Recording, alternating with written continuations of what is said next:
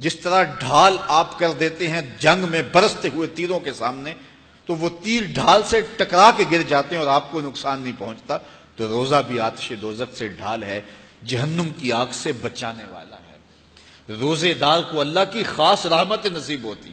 ایک حدیث میں آتا ہے کہ روزے دار کو دو خوشیاں نصیب ہوتی ہیں۔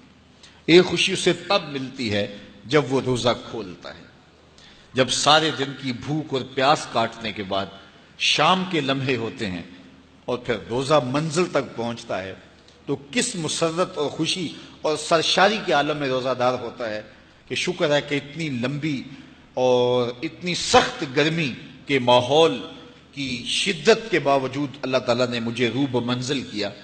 تو اس وقت ایک احساس اس کے ساتھ جڑا ہوتا ہے، اور پھر جب وہ ٹھنڈا اور میٹھا مشروب اپنے کام و دہن میں ٹپکاتا ہے اور وہ ٹھنڈا میٹھا مشروب اس کی رگوں کو تر کرتے ہوئے معدے کی طرف بڑھ رہا ہوتا ہے، اس کی زبان بولے نہ بولے دل اللہ کا شکر ادا کر رہا ہوتا ہے، اس کا ایک ایک عضو بدن رب کا شکرانہ ادا کر رہا ہوتا ہے۔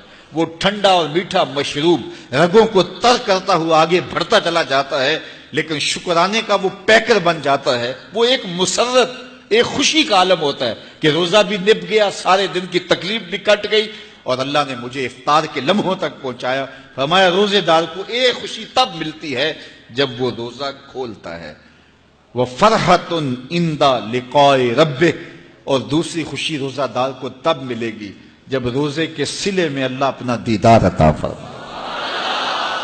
بنی آدم کے جتنے بھی عمل ہیں 10 سے لے کر 700 گنا تک اس کا ثواب اولاد آدم کو اس کا دیا جاتا ہے۔ جتنا گڑ ڈالو اتنا ہی میٹھا، تو بعض کو 10 گنا، بعض کو 70 گنا، بعض کو 100 گنا، بعض کو 700 گنا، تو 10 سے لے کر 700 گنا تک بندے کے اعمال کا صلہ دیا جاتا ہے۔ لیکن میرے حضور نے فرمایا لیکن روزہ جو ہے اللہ فرماتا ہے وہ میرے لیے ہے اور اس کا اجر میں خود عطا کروں۔ جب وہ خود عطا کرے گا تو کتنا عطا کرے گا؟ سخی اتنا بڑا ہو تو پھر کیا عطا کرے گا؟ بلکہ بعض نے اس کو عجزی بہی کی بجائے عجزہ پڑھا ہے بصیغہ مجہول، کہ روزہ میرے لیے ہے اور اس کی جزا میں خود ہوں۔ باقی اعمال کی جزا جنت ہے، جنت کی نعمتیں ہیں اور بہت کچھ ہے، لیکن روزے کی جزا میں خود ہوں۔ اور جس کو وہ خود مل گیا پھر جنت میں مل گئی، جنت والا جو مل گیا پھر جنت بھی مل گئی، جنت کی نعمتیں بھی مل گئیں۔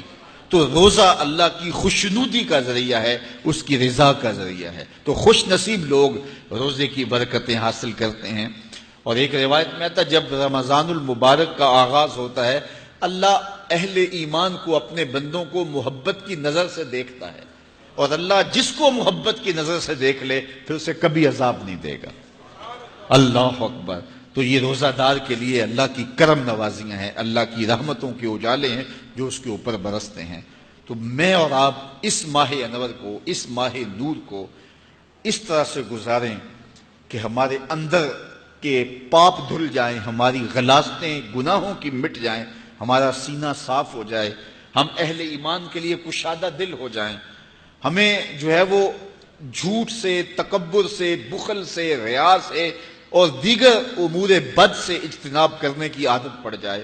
روزہ جو سکھانا چاہتا ہے ہم وہ اس سے سیکھ لیں، اور روزے کی برکات ضبط نفس کی صورت میں ہمیں نصیب ہو جائیں، تو ہم روزے کے بعد بھی، ماہ صیام کے گزرنے کے بعد بھی ایک نئی زندگی لے کر، ایک تازگی لے کر، ایک نور و روشنی لے کر کے جو ہے وہ معاشرے کے، اسلامی معاشرت کے ایک اہم فرد کی صورت کے اندر جو ہے وہ سامنے آئیں۔